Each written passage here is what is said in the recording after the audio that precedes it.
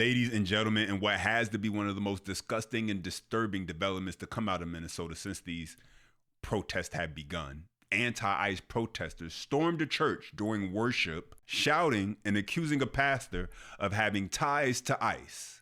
And so they felt justified in disrupting and terrifying worshipers. Now you may ask, where were the police? Nowhere to be found. But yet, you'll still have the mayor and the governor, Tim Walz, claiming that these protests are all peaceful. And so now the DOJ is investigating this incident for possible civil rights violations. As always, smash that thumbs up button. That lets me know that you love the content. Subscribe to the channel for more and share this video. That way more people see what's really going on. These protesters burst into a church mid-service yesterday in St. Paul. They started chanting for Renee Good, the woman who was shot and killed by ICE earlier this month. Renee Good! Renee Good! Renee Good! The protesters believe one of the pastors works for ICE. Now, the organizer told Don Lemon, who was embedded with the protesters, that it was a clandestine operation meant to disrupt a, quote, key location, demanding justice for Good. One video appears to show a protester inside the church calling the churchgoers comfortable white people and shouting, "You have your nice jewelry. What do you do to stand with your Somali community?" Now, we have not seen Minnesota Governor Tim Walz or Minneapolis Mayor Jacob Frey issue public statements or respond to the St. Paul church mob. The FBI and the DOJ Civil Rights Division are investigating. Attorney General Pam Bondi writing on X, "I just spoke to the pastor in Minnesota whose church was targeted. Attacks against law enforcement and the intimidation of Christians are being met with the full force of federal law. If state leaders refuse to act responsibly to prevent lawlessness, the Department of Justice will remain mobilized to prosecute federal crimes and ensure that the rule of law prevails." The Justice Department is also probing Mayor Frey and Governor Walz for possibly interfering with immigration enforcement here in Minnesota. President Trump has warned he may use the Insurrection Act. Up to 1,500 soldiers are ready to deploy from Alaska's 11th Airborne Division, which specializes in cold weather warfare. Now, earlier yesterday, Mayor Frey once again said that demonstrations in Minneapolis are peaceful. In the face of a whole lot of adversity, I'm so proud to be from Minneapolis. They're peacefully protesting. They're standing up for one another. And, you know, like I said, it's not just going to be resistance here in this city. We're not backing down. We're not going to be intimidated. So much for the tolerant left, right? And they should charge every single one of those people, including Don Lemon, who seem to be in on it and thinks it's a constitutional right to run up in a church and disrupt their service because the pastor works with federal law enforcement. So you can see the protesters here have gathered over here. They're in the middle of the church. In the beginning of the church service, the pastor was speaking, and Nikema stood up and said her piece, and then the protesters surrounded her. But this is a clandestine mission. I think they found out one of, according to them, this is according to Operation Pull-Up, that one of the pastors here is a member of ICE. And so, here we go. You could talk to the lead pastor. Yeah. Okay. And so, this is the beginning of what's going to happen here. When you violate people's due process, when you pull people off the street, you start dragging them and hurting them and not abiding by the Constitution, when you start doing all of that, people get upset and angry. And if you remember what the Civil Rights Movement was about, the Civil Rights Movement was about these very kinds of protests. And for some reason, in our modern era, people think that in order to have protests, you got to be, you know, cordoned off to a certain area and, you know, what time you can protest. There's nothing in the Constitution that tells you what time you can protest. You can protest at any time. That's the whole point of it, is to disrupt. It's to make uncomfortable. And that's what they're doing. And that's what I believe when I say everyone has to be willing to sacrifice something. You have to make people uncomfortable in these times. If you see how uncomfortable people, uncomfortably, and how harsh people are being treated on the streets, you have to be willing to go into places and disrupt and make people. Don Lemon is playing a dangerous game with his words, and he's being quite disingenuous. And I'm going to tell you why. Let's just use Don Lemon's misguided logic just for a moment, just so I can make my point. And I don't condone anybody go out and do this, not at all. I'm not condoning this, but let's just say we say what Don Lemon is actually saying is okay to do. Well, that means some right-wing protesters could go up in a mosque. They can go up in a temple, and they can disrupt and they can disturb. And they could make their voices known in those people's places of worship, right? I mean, it's about your constitutional right to be able to have free speech, according to Don Lemon. You see, the problem with that logic is you don't get to violate someone else's rights just so you can say you get to have yours. That's not how it works. But let's jump into this next part where it's the Minneapolis mayor. He continues to double and triple down on all of the chaos occurring in Minneapolis and Minnesota, instead of actually being a leader, being the mayor and calling for peace, real peace. But take a listen. Let me ask you, during those incredibly emotional moments and hours after the shooting of Renee Good, you went on national television and you said to ICE, "Get the F out of Minneapolis." Do you regret that language? I mean, that doesn't sound like turning the temperature down. I don't regret it at all.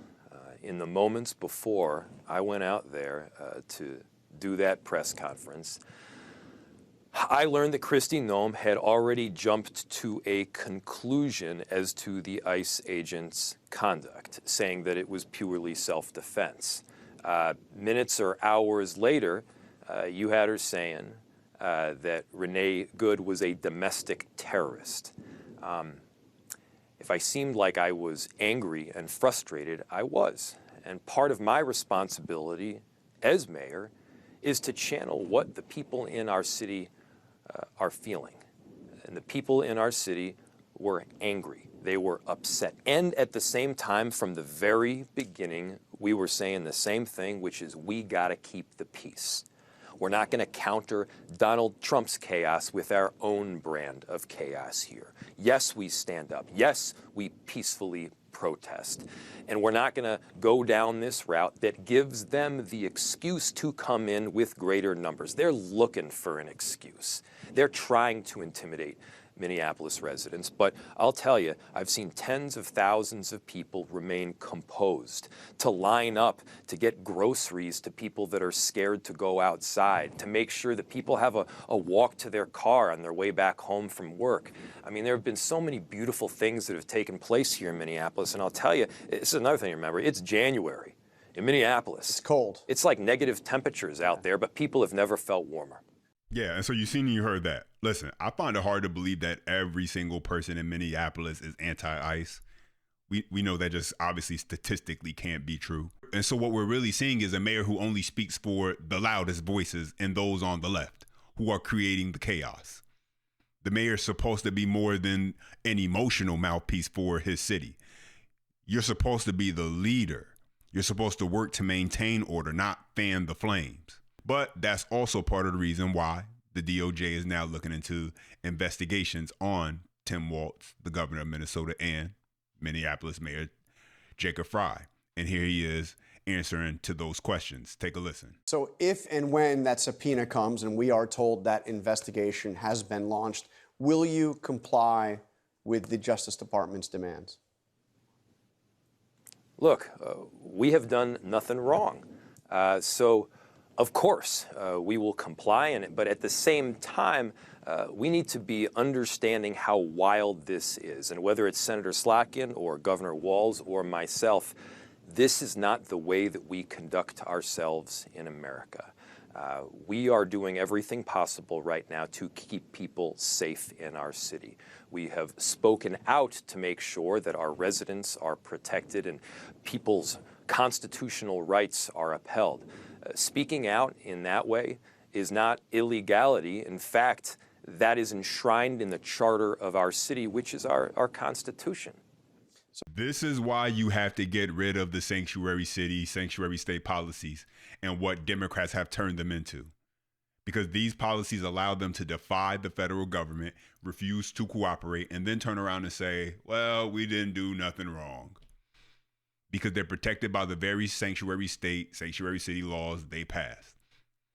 And so they play this game where protesters are creating chaos, but no police are present. Things get out of hand. And then you have these protesters, these anti-ICE agitators, antagonizers, who they don't even care. I'm not going to say they don't know, because that gives them an excuse. They don't even care about what kind of people they're fighting for, marching for, blowing whistles for. All the nonsense out there that you see these people doing.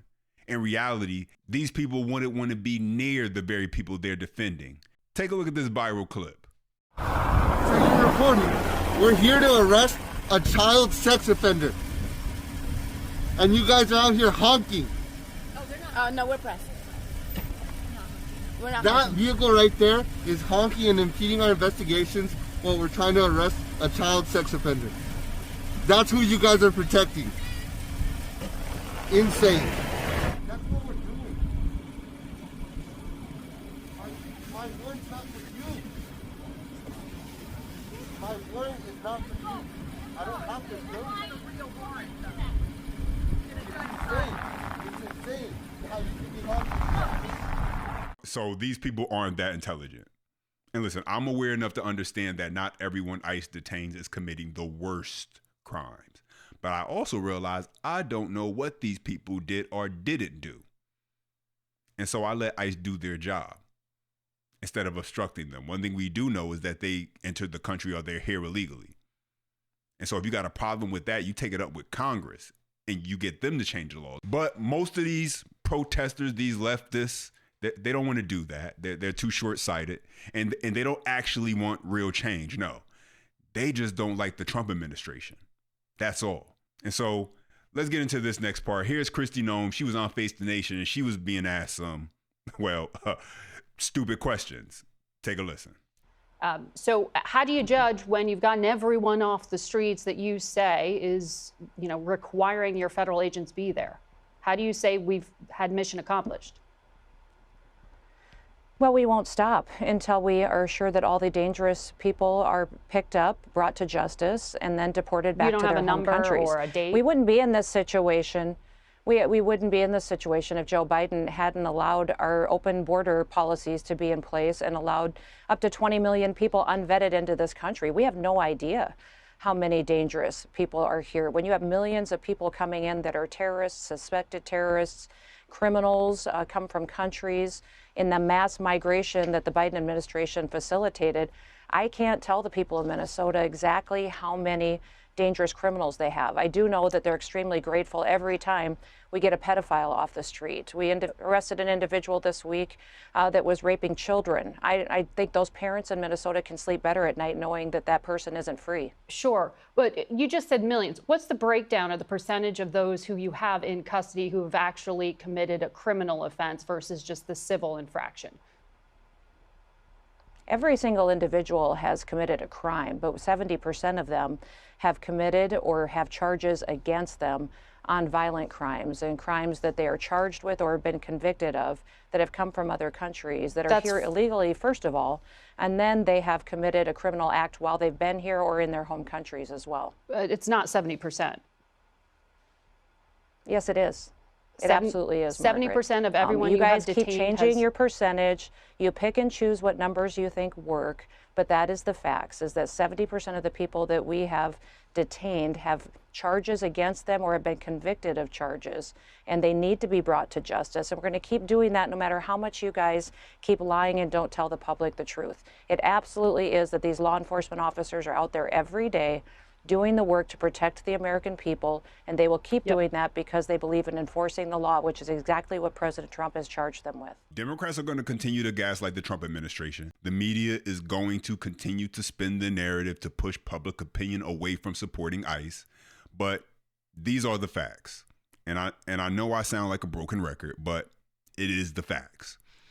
These Democrat-dominated cities and states decided to increase their sanctuary policies, decrease how much they would cooperate with the federal government. That's a fact.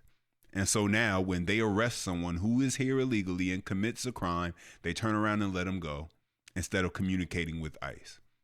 And then they'll try and hide behind these policies, which I don't even understand how they're even lawful when they directly defy the federal government, but that's what it is. And that's what they'll hide behind and use as their excuse. But those are my thoughts. Now I want to hear from you. Don't forget, smash that thumbs up button. Let me know that you love the content. Subscribe to the channel for more and share this video. That way more people see what's really going on. Until next time.